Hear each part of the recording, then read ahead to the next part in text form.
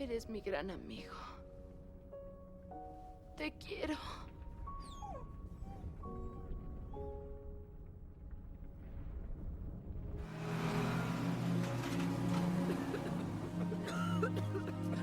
¿Han visto a mi hija? ¿Alguien ha visto a mi bebé?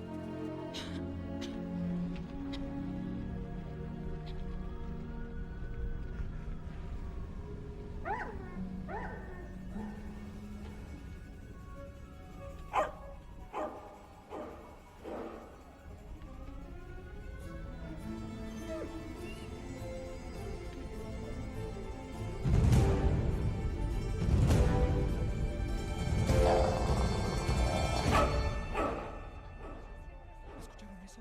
¿Qué fue? ¿Qué es eso? ¡Silencio! ¡Que no hable nadie!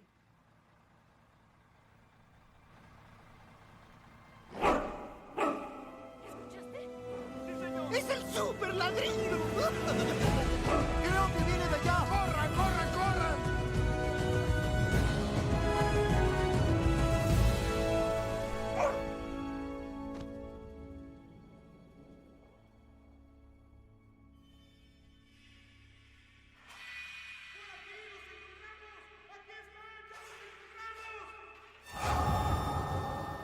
¡Abran paso!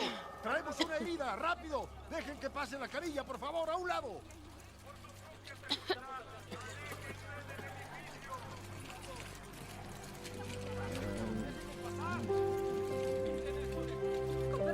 ¡Déjenme pasar! ¡Hija! ¿Estás bien? Te vas a poner bien. Te vas a poner bien. Está estable, pero la llevaremos al hospital para estar seguros. Ahora.